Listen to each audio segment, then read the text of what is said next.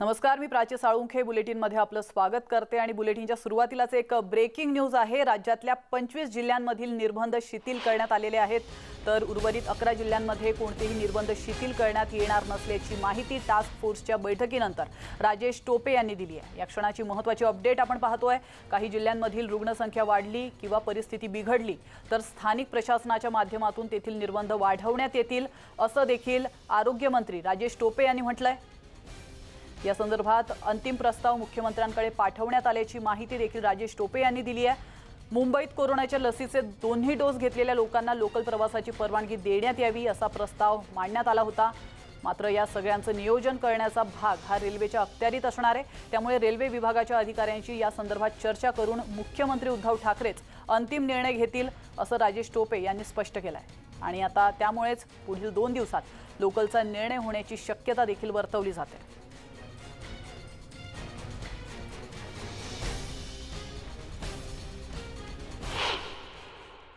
25 जिल्हे जे साधारणपणे स्टेटच्या ॲव्हरेजच्या जे कमी आहे, म्हणजे पॉझिटिव्हिटी रेट असेल किंवा ग्रोथ रेट असेल, ह्या तुमच्या जो वाढीचा दर, कोरोनाचे रुग्ण वाढीचा दर आणि पॉझिटिव्हिटी रेट या दोन्हीमधल्या जे खूप कमी आहेत, असे 25 जिल्ह्यांमध्ये निश्चित प्रकारे शिथिलीकरण, संपूर्ण रेस्ट्रिक्शन्सचं म्हणजे निर्बंधांचं करण्याचं निर्णय झालेला आहे किंवा ते करावं अशा पद्धतीचं सकारात्मक पद्धतीची चर्चा नक्कीच झालेली आहे। ज्या लेवल 3 मध्ये शनिवार रविवार टोटल बंद असं होतं, तर शनिवार रविवार बंदच्या ऐवजी आता शनिवारी 4 वाजेपर्यंत चालू राहील, रविवार फक्त बंद राहील।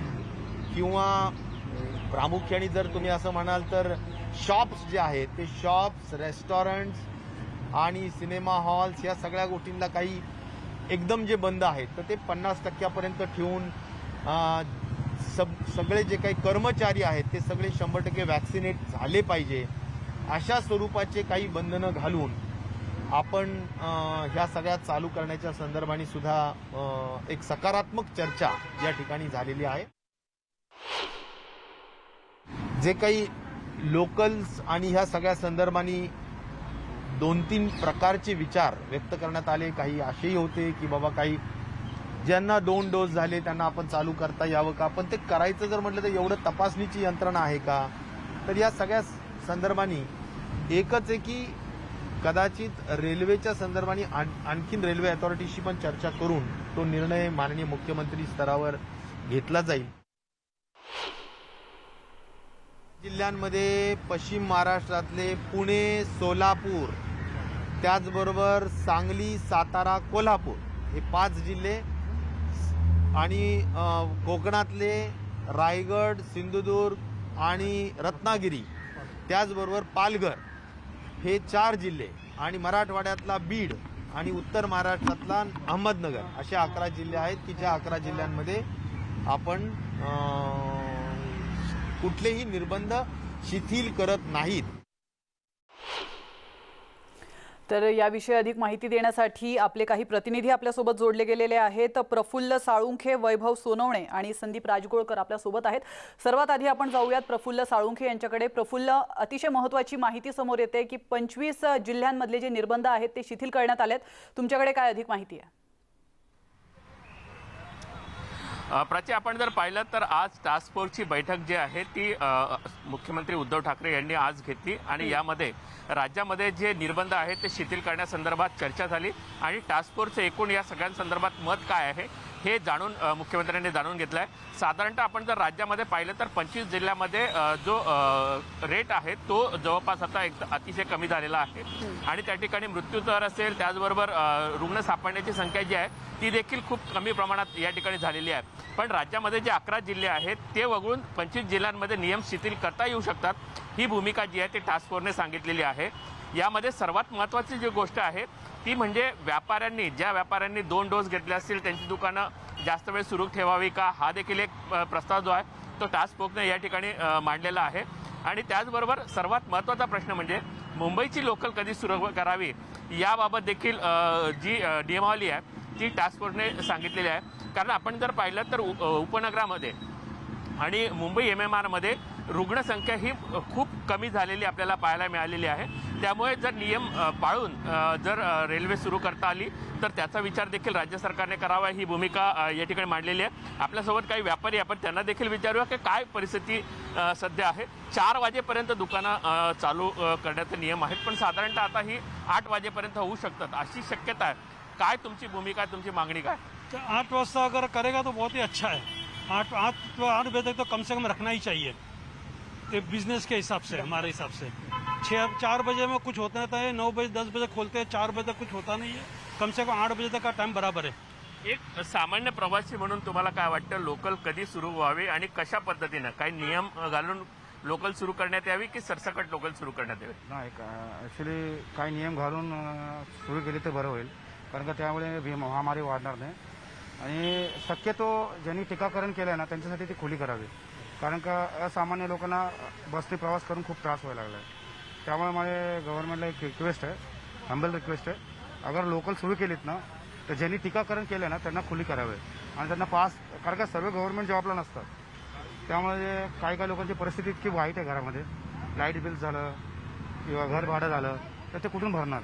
म्हणून मला माननीय मुख्यमंत्री यांना विनंती करायची आहे की अगर त्यांनी जर सामान्य लोकांची जर स्थिती जाणून ज्यांनी इंजेक्शन घेतलं आहे तर खुले केलं तर खूप उपकार होतील. प्राची, आपलं आपण जर पाहिलं तर व्यापाराचं म्हणणं देखील आहे की 4 वाजेचा वेळ जो आहे तो खूप कमी जो आहे तो आहे, आणि सर्वात महत्त्वाचं म्हणजे साधारणतः 8 वाजेपर्यंत या ठिकाणी दुकानं खुली राहावी. पण हॉटेल व्यावसायिकांचं देखील म्हणणं आहे की 8 वाजेपेक्षा जर हॉटेलवाल्यांना दुकानं जी आहेत ती 10 वाजेपर्यंत हॉटेल जर सुरू करण्याची परवानगी दिली तर ती अधिक फायदेशीर राहील आणि ते नियम असतील ते पाळायला देखील हॉटेल व्यावसायिक तयार आहेत. बिलकुल. प्रफुल्ल, तुम्ही आमच्यासोबत असंच राहा, अधिक माहिती तुमच्याकडून घ्यायची आहे. मात्र आता आपल्यासोबत संदीप राजगोळकर कोल्हापूरवरून आपल्यासोबत जोडले गेलेले आहेत. संदीप, आपण पाहिलं की कोल्हापूरमध्ये देखील गेल्या अनेक दिवसांपासून कोरोना रुग्णांची जी संख्या आहे ती झपाट्याने वाढत होती. तर या पार्श्वभूमीवर नेमका कोल्हापूरबद्दल काय निर्णय घेण्यात आलाय?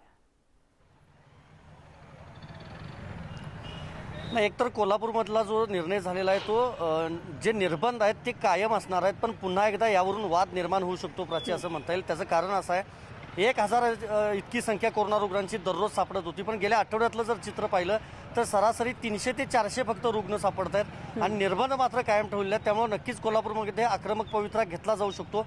आत्ता जे नियमावली आहे त्यानुसार सकाळी 7 ते संध्याकाळी 4 वाजेपर्यंत सगळी दुकानं उघडायला, म्हणजे सरसकट दुकानं उघडायला परवानगी दिलेली आहे. मात्र 4 नंतर परवानगी नाही आहे. चेंबर ऑफ कॉमर्स आता यावर आक्रमक होऊ शकतं. दुसरीकडे हॉटेल्स जे आहेत त्यांना फक्त पार्सल सेवा संध्याकाळी 4 वाजेपर्यंत बसून खाण्याची 50% क्षमतेनं मुभा दिली आहे आणि त्यानंतर पार्सल सेवा फक्त ठेवली आहे. महत्त्वाचं हे आहे की शनिवारी आणि रविवारी कडकडीत लॉकडाऊन जो यापूर्वी कायम होता तो कायम असणार आहे. मी सध्या आहे कोल्हापूर जिल्ह्यातल्या जयसिंगपूर शहरामध्ये आणि या शहरातलं मी चित्र दाखवतो. ही गल्ली आहे, आपण पाहिलं तर कुठलंही दुकान या ठिकाणचं उघडं नाही, पण अनेकांच्या तोंडावर मास्क देखील नाही आहेत. बरेच जण विदाऊट मास्क आता फिरतायत, तसं चित्र तर पाहायला मिळतं. आणि दुसरी बाजू देखील दाखवतो, 4 वाजता ही सगळी जी दुकानं आहेत ती दुकानं बंद झाली आहेत. मी काही नागरिकांशी देखील बोलायचा प्रयत्न करणार आहे, आपण जाणून घेऊयात काय सांगाल. एकतर महापुराची परिस्थिती होती आणि आता कोल्हापूर जिल्ह्याबाबत निर्बंध जे आहेत ते कायम असणार आहेत, हटवले जाणार नाही आहेत. यावर काय प्रतिक्रिया, तुम्हाला काय वाटतं? 4ला दुकानं बंदच होणार आहेत? 4ला दुकान बंद होते तिथं. नाही, पण यापुढे इथे असेच असणार आहेत. इतर जिल्ह्यामध्ये उघडायला परवानगी दिली जाणार, पण कोल्हापूरमध्ये नाही. कोल्हापूरमध्ये हे जादा असणार पेशंट, म्हणताना हे केलेलं आहे. तुला काय वाटतं? काय तू मास्क पण घातला नाही? असं वाटतं की सरकारचं लक्षपणा आणि सरकार पण आहे, काम करत आहे, तर बाकी लोक पण तसं निवेदन वगैरे पुरवलं पाहिजे ना त्यांना. त्यामुळे आपण ही प्राची दुकानांची लाईन बघतोय, कुठलंही शटर या ठिकाणचं उघडं नाही. ही सगळी दुकानं जी आहेत ती 4 वाजता बंद झाली आणि अशा पद्धतीचं जी बंद सदृश्य परिस्थिती आहे ती 4 नंतर कोल्हापूर शहरासह संपूर्ण जिल्ह्यामध्ये पाहायला मिळते. प्राची, बिलकुल, अगदीच. म्हणजे आता तुम्ही ज्या व्यक्तीशी बोललात त्यांनी म्हटलं की सरकारचं लक्ष आहे, मात्र हे नागरिक स्वतःकडे दुर्लक्ष करताना पाहायला मिळत आहेत. हा गमतीचा विषय नाही आहे, यांनी स्वतःची काळजी देखील घेतली पाहिजे. संदीप, आपल्यासोबत वैभव देखील जोडले गेलेले आहेत. वैभव सोनवणे पुण्यावरून. आपण थेट पुण्याला जाऊयात. पुण्यामध्ये नेमकी काय परिस्थिती ते पाहूयात. वैभव, पुण्यामध्ये नेमका काय निर्णय घेण्यात आलेला आहे आणि पुणेकरांची प्रतिक्रिया काय? प्राची, पुण्यामध्ये अजून कुठलाही निर्णय घेण्यात आलेला नाही. राजेश टोपे यांनी जी माहिती दिली ती टास्क फोर्सच्या सांगण्यावरून मुख्यमंत्र्यांना जो प्रस्ताव दिला जाईल त्याबाबतची माहिती जी आहे ती दिली आहे. आयुक्तांशी बोलल्यानंतर अजूनपर्यंत राज्य सरकारकडून कुठलेही आदेश आले नसल्याचं त्यांनी सांगितलं. याचा अर्थ स्पष्ट आहे, उद्या राज्याचे उपमुख्यमंत्री आणि पुण्याचे पालकमंत्री जे आहेत अजित पवार, ते पुण्यामध्ये कोरोनाची आढावा बैठक दर शुक्रवारी घेत असतात. गेल्या शुक्रवारी त्यांनी जी बैठक घेतलेली होती त्यामध्ये साधारण व्यापाऱ्यांशी चर्चा करून, अधिकाऱ्यांशी चर्चा करून 7 वाजेपर्यंत दुकानं जी आहेत ती खुली ठेवता येऊ शकतील असं म्हटलेलं होतं. निर्बंधांमध्ये सूट देता येईल असंही म्हटलेलं होतं आणि मुंबईला गेल्यावर या संदर्भातला निर्णय आपण घेऊ असं ते म्हटलेले होते. मात्र प्रत्यक्षात गेल्या आठवडाभर कॅबिनेटची मीटिंग जी आहे ती होऊ शकली नाही.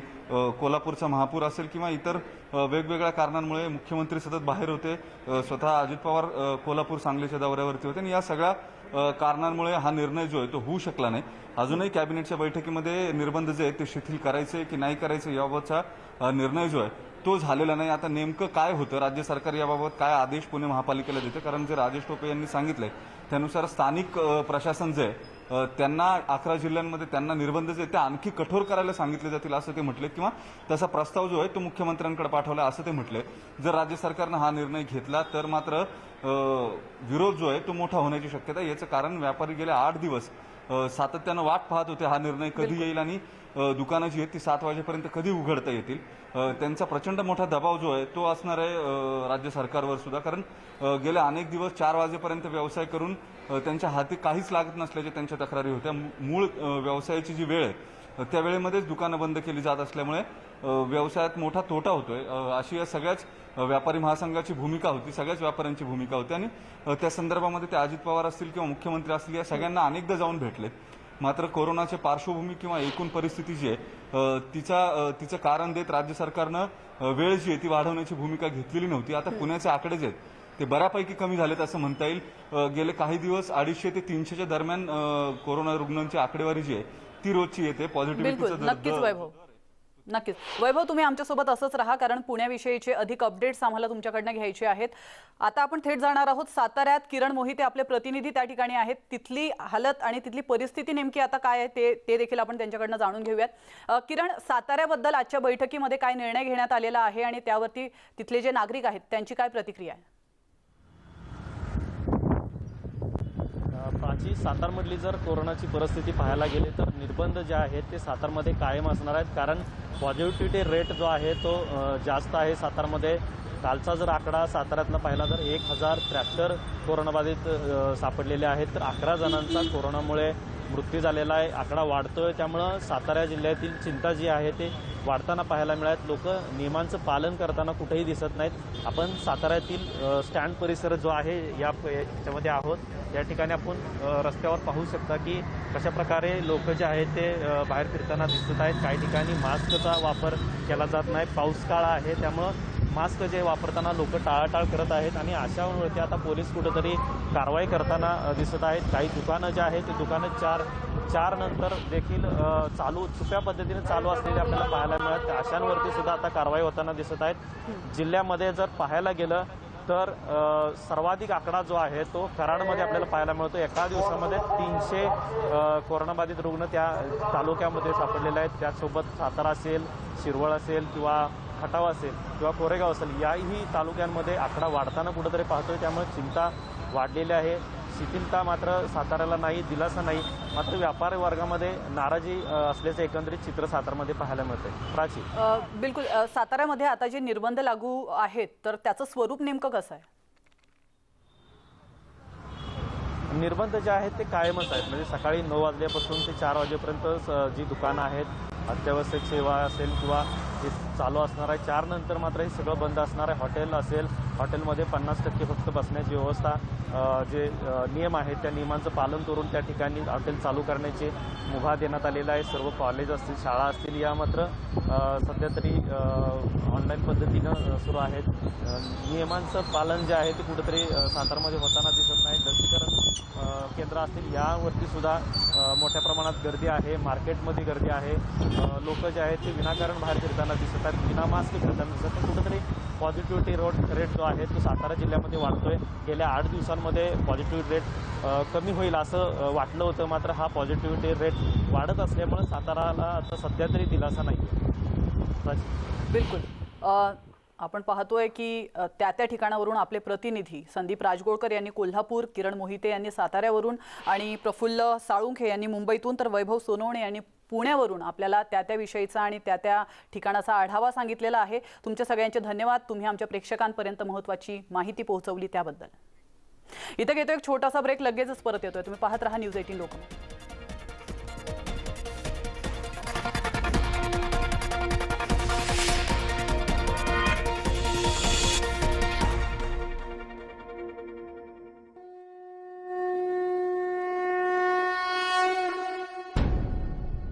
पराभवानं ग्रासलेला औरंगजेब असं म्हणाला की छत्रपती शिवाजी महाराज जिंकतायत याचं जर एकमेव कुठलं कारण असेल तर त्यांच्या पाठीशी उभा असणारा हा ठाम सह्याद्री।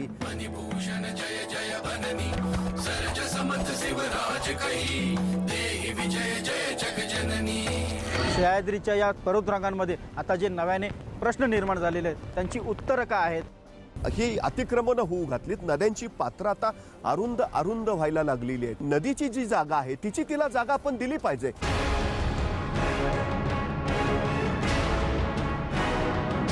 हे सगळं आपल्यासाठी आहे, आपल्याला जगवण्यासाठी आहे। त्यामुळे हे जर आपण सुरक्षित राखलं तर आपण सुरक्षित राहणार आहोत। जर आपण निसर्गाला जपलं तर हाच निसर्ग आपल्याला देखील तितकाच जपणार आहे।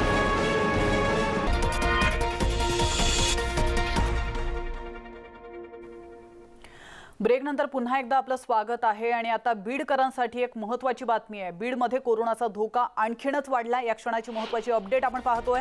कोरोनाची रुग्णसंख्या 200च्या वर गेली आहे। रुग्णसंख्या कमी करण्याचे प्रशासनासमोर आव्हान आहे। विवाह सोहळा आंदोलनांमुळे बीडमधले जे रुग्ण आहेत त्यांच्यामध्ये वाढ झाल्याची माहिती समोर येते।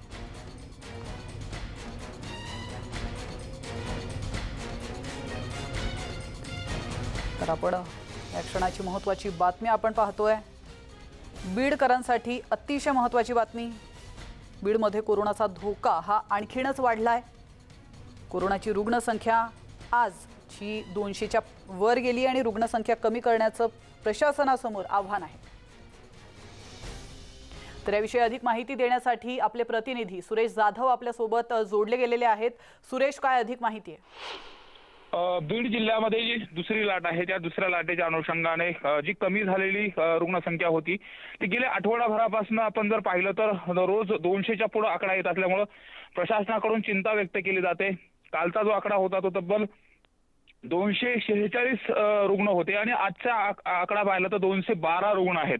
म्हणजे कोरोनाची जी रुग्णसंख्या कमी झालेली होती ती झपाट्याने वाढत असल्या कारणानं पुन्हा एकदा प्रशासनाकडून चिंता व्यक्त केली जाते। विशेष म्हणजे ही जी रुग्णसंख्या वाढत आहे यामध्ये आष्टी, पाटोदा, शिरूर आणि गेवराई या 4 तालुक्यामध्ये ही रुग्णसंख्या वाढत आहे।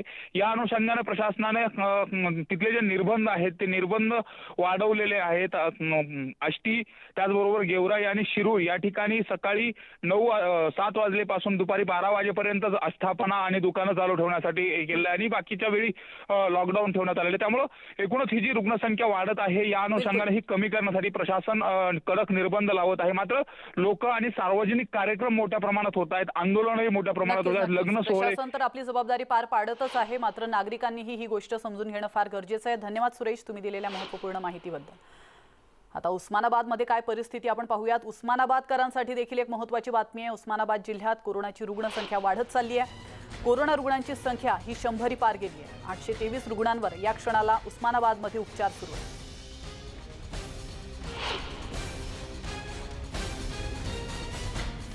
तर आपण पाहिलं की बीडमध्ये रुग्णसंख्या वाढत चालली आहे आणि आता त्या पाठोपाठ उस्मानाबादमध्ये देखील रुग्णसंख्या ही झपाट्याने वाढत चालली आहे। आज उस्मानाबादमधली जी रुग्णसंख्या आहे ती 100 पार गेली आहे। त्यामुळे इथल्या प्रशासनासमोर देखील मोठं आव्हान आहे।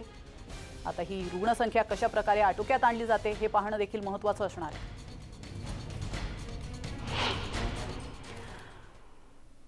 आणि यासोबतच बुलेटिनमध्ये वेळ झाली आहे इथंच थांबण्याची। मात्र महत्त्वाच्या सर्व बातम्यांच्या अपडेट्ससाठी न्यूज 18 लोकमतच्या यूट्यूब चॅनलला सबस्क्राईब करायला विसरू नका आणि कोरोनापासून स्वतःचं रक्षण करण्यासाठी घरातून बाहेर पडताना मास्क आठवणीने लावा। नमस्कार।